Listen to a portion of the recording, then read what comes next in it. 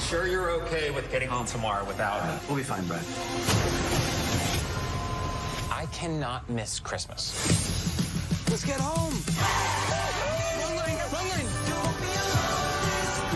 Guys, I've got this. I know Glenn Powell from Top Gun. Just gotta be really loud. No, dude, it's quiet. No, it's loud.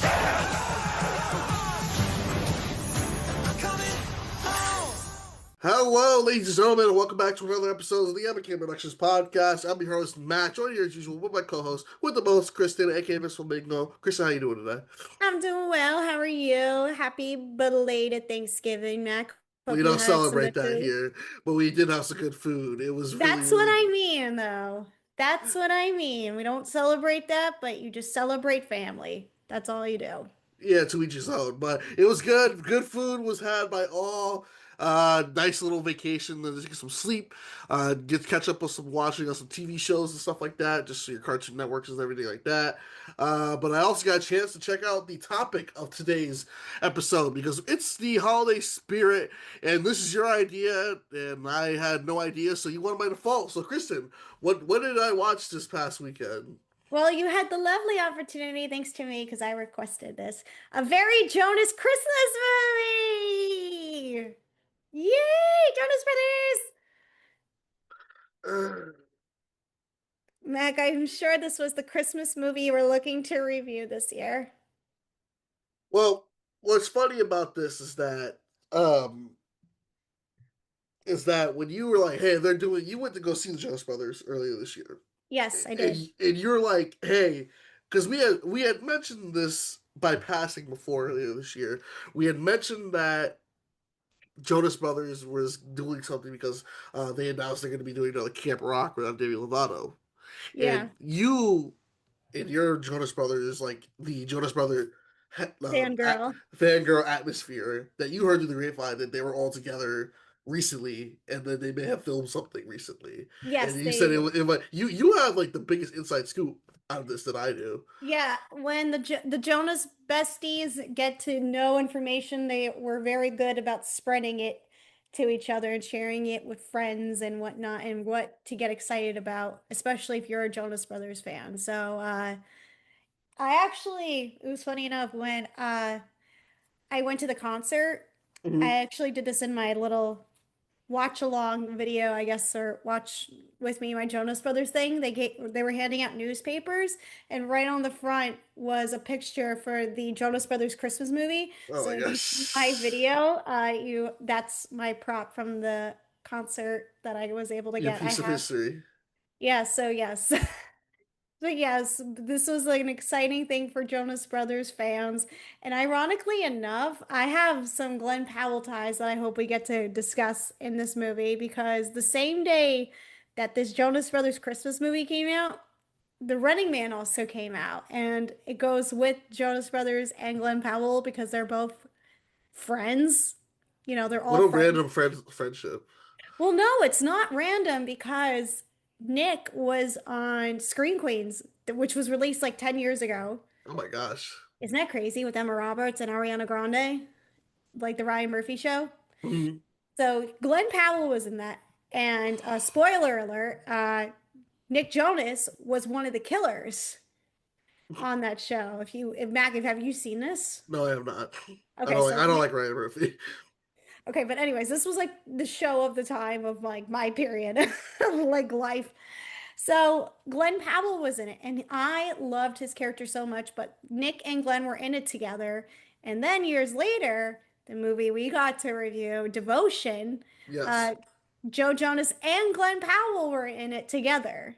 Hey, he's got that Jonas Brothers connection. So He does. if they do a reboot of the Jonas Brothers shows, can he be like their manager or like, hey, I used to babysit you guys? Or, actually, no, they're around the same age, aren't they? Yeah, they are around the same age. They'd be like, oh, you were the kid next door. Oh my gosh, are you Glenn Powell, star of Twisters and Running Man? Holy crap, dude! Well, in the movie, one part in the movie, well, you've seen it, Mac. There's this whole airplane incident, and Joe says, "I know Glenn Powell from Top Gun." So, I'm sure they tried to make it work so Glenn Powell could show up, but clearly know. it didn't work because he was busy. And So they had to get him in there. It's like their brother. It's like their fifth brother. So because they got Yes. but anyways, this was a fun little Christmas movie. I loved this. This is better than many of Christmas streaming films that have been released, and I made that clear in my review because I have seen so many garbage repeat of like what's shown of like the Netflix Christmas movies Uh, that I'm so sick of like their formula and the ridiculousness of it. like the Princess Christmas movie, the Princess Christmas movies with Vanessa Hudgens. I can get over that because I like Vanessa Hudgens, but they're like C-worthy material, like in my opinion. But nothing has screamed like, wow, this is the corniness of Christmas that I love. It's playing into the jokes, it's going up with the hype of everything. Like, that's what the Jonas Brothers did. And if you watch Jonas, the TV show, that's what it was kind of replicating, at least in Good my. show. Yes. Which I'm Season one is great. Season two, I hate season two. Season which two was such a dump. which which is weird to me because that show came out in 2009, 2010. And this Yeah. movie like feels like so like if I compare it to something like when Drake and Josh was at its height of its popularity, Drake and Yeah. Josh had its Christmas movie, which I love that movie because That's a good one yeah. too. I'm surprised like they're like, hey, we should probably do like a Christmas movie with it because like I'm not gonna say like Jonas Brothers has never been like that popular. They've been popular like consistently throughout the years, but I've seen like they've had like actually a big resurgence over the Oh last couple of yeah. years. I say definitely since COVID they've had a resurgence, and I figured like they would have done this movie earlier, but I think doing this movie now is actually a perfect timing. Yeah, it's really perfect timing for them because of all the music that they have been releasing. Uh, as of yesterday, Nick just announced his new album, so it's a lot of good stuff. And Kevin just put out his own original song, and it's great. And that was actually one of the things that plays in this episode in this movie, Uh, where it's like Kevin's like, "Oh, I want to have lead vocals in a song," and he gets lead vocals in a song. So like, there's a lot of cute stuff here that just feels like so. I don't know. As a Jonas Brothers fan, it makes me excited. And excited to see that Kevin gets, you know, vocals on a song is very exciting. And now that he has the new song, it makes me happy. So it's good timing with all this Jonas Brothers stuff. It feels so good to be a Jonas Brothers fan right now. It really does. who's your favorite Jonas brother? Oh, that's such a tough question. I think I've always, to be honest, I've always been. It's a time between Kevin and Nick for me. Joe, growing up, Joe was my favorite because I guess I liked the bad boy in him, but in the goofball is he has like his goofball side. But over the years, my sister and I have bonded over Kevin. Nice. And because he's such a I know they're all girl dads, but he is such a girl dad, and he is just so sweet. He's kind of like the guy like in the corner who would be like, I guess, kicking a rock on the side and just be like, if you went up to him, he'll be like, "Oh, hi, how are you?" Like he wouldn't like he's not like he seems so just down to earth, out of all of them, like I just feel like he would be like, okay, uh you dropped a penny or you dropped a dollar, here it is. Like that's the kind of guy like I get from Kevin Jonas, and I love his energy, and especially how he worships his wife Danielle Jonas. I think it's so stinking cute. So yeah. So, Kristen, a quick question with this Jonas Brothers Christmas movie: is this the first time they've done a movie together in a while? Because I feel like it's been a minute. Yeah, well, they each have done their own separate like little projects. Like Kevin's been on reality shows. um Joe was in a couple of movies like Devotion, like I mentioned. Nothing major, but Devotion was one of them. And Nick was constantly in movies. He has a new one coming up with Paul Rudd. That's And right.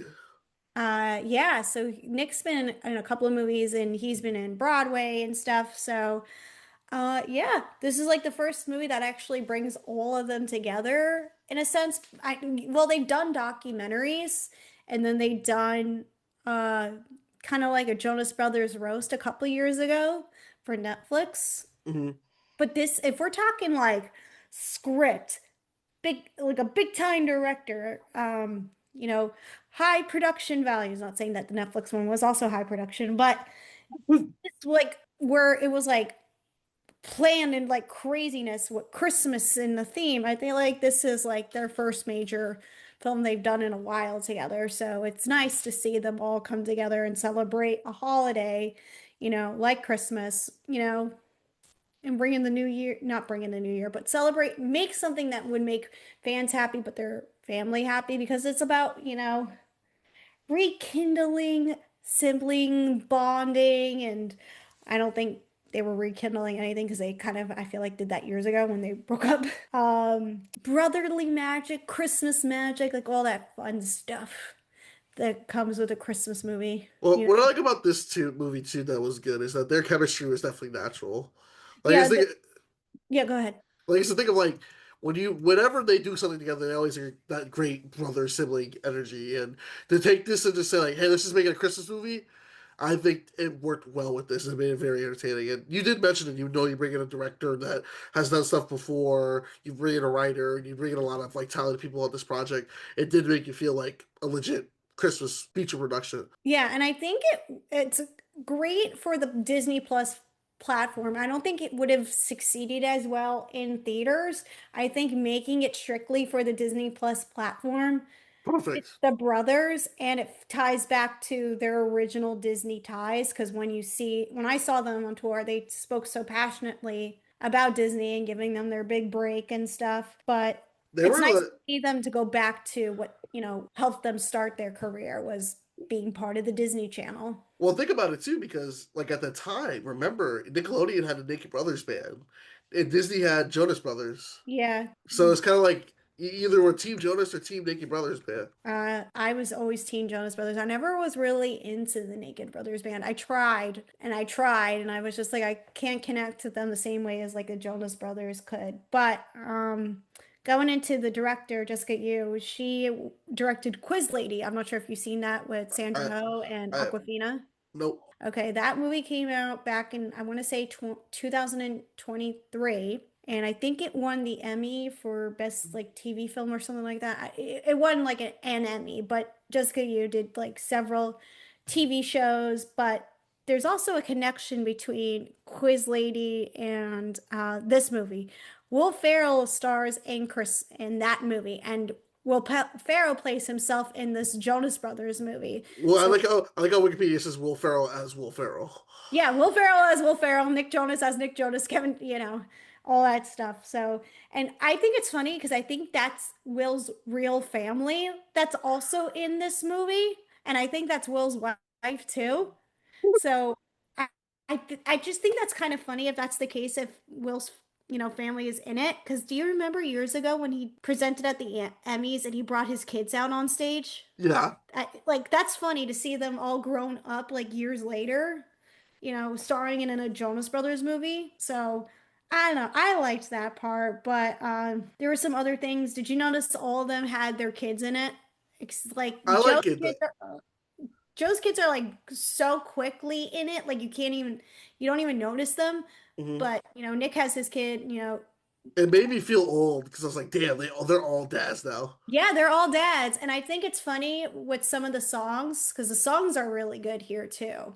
I liked um one song that gave me like really good vibes was the Best Night song, which is like kind of gives you the vibes of DNCE, Yeah. like Cake by the Ocean.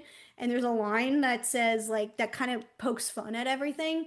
And there's a line where Joe says like it's like he's saying like, "Oh, it's gonna be fire," and Nick is like, "You're 36," and he's like, "It's my song." That was funny. I like I that. was like, yeah, and it's kind of funny because it's like what 30, like late 30-year-old man says fire. It's like hearing Dave Portnoy say fire, Oh and you just God. like kind of cringe when you hear like Dave Portnoy hear like say like like buzzworthy like words, and then to hear like JoJo's say it. It's kind of funny because that's just his goofball energy. So you know. But I liked some of the songs. I especially love Coming Home This Christmas. I've been playing that song on repeat constantly, especially at the gym. I've been really like going at it like at the bike, like just listening to it like crazy. And Listen, I love the Kenny G part. my shout out to Kenny G in this. I like Kenny G. That was so Um, random. Like he just pops, and I was like, "Hey, the Kenny G is I here!" I think my all-time favorite Jonas Brothers song is Year 3000. To That's this such day. a It's classic. like Year 3000. Did you But know they did not write that song? who wrote it? It's by a different band.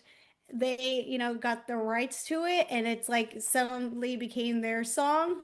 So they didn't write it. It's kind of like when um the Cheetah Girls sang Cinderella. If you've seen the Cheetah Girls movie, if you know Who has it? Cinderella.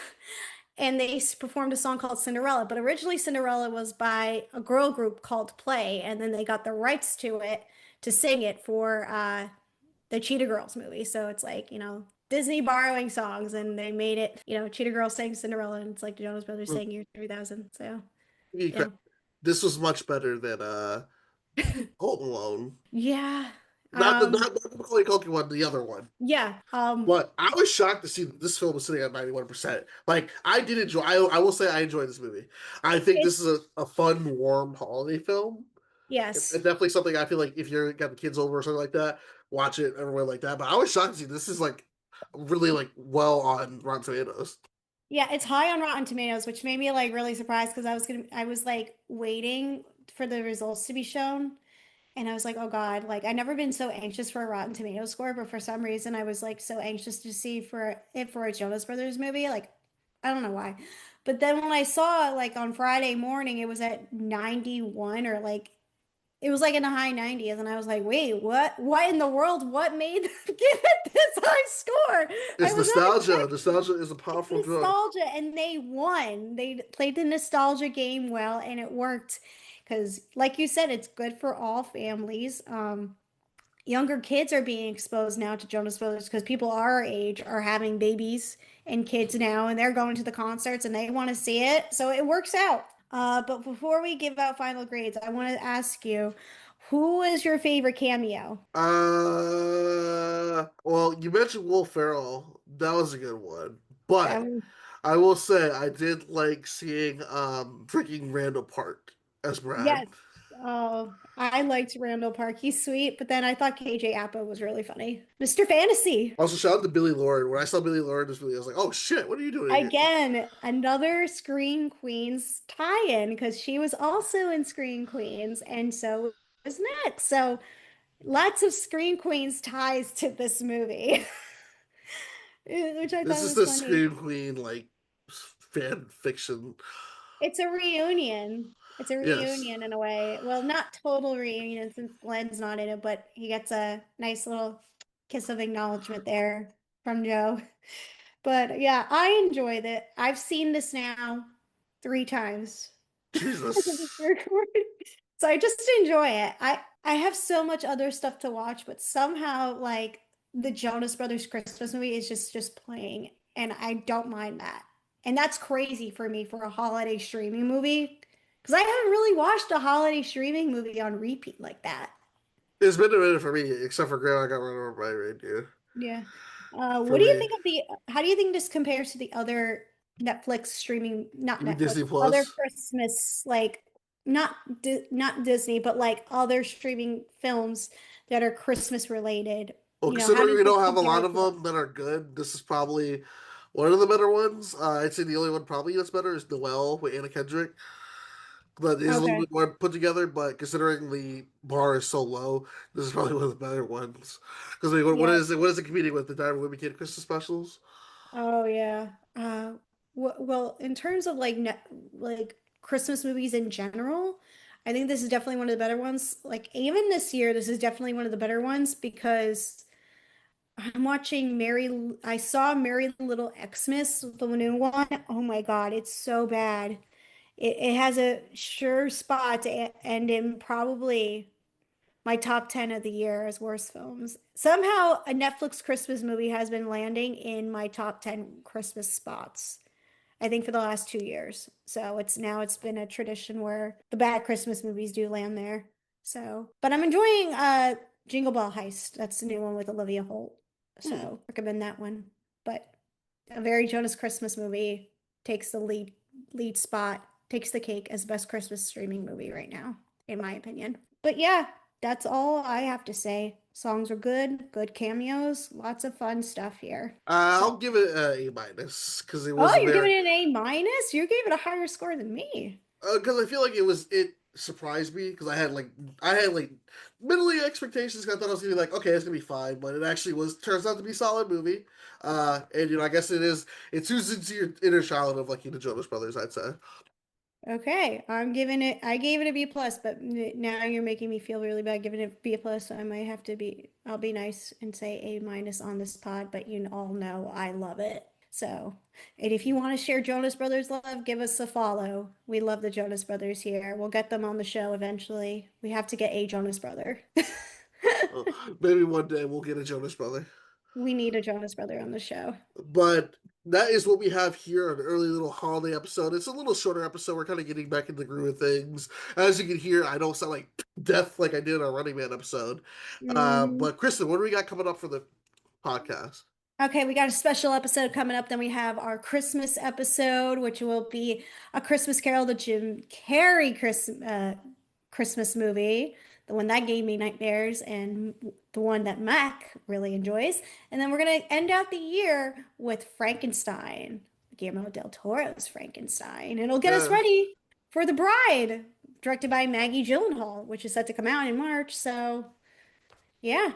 Do you imagine that it was supposed to be like we were supposed to get two Frankenstein movies this year, This is Maggie right. Gyllenhaal's and Guillermo del Toro's, but we'll see which one is better. But yeah, that's what we got on our plate. Yeah, but I want to thank you all for listening. Thank you to the Patreon subscribers for donating to us. Make sure you support us on Patreon. Give us a follow on YouTube and Instagram, and give us your suggestions for episodes we should cover into the new year because we're wrapping up 2025 on a hot streak, and I cannot wait because we're on the road to 200, which is going to be here in more ways you know it. Damn. This is Give us crazy. suggestions for our 200th episode. What do you guys want us to cover? And maybe Yeah. what guests you want us to have on. Look at previous guests we had on. If there's a favorite you like, let us know. We'll get them. But until next time, I've been Mac, this has been Kristen, and you've been listening to another episode of the M&K Productions Podcast. Peace. Bye.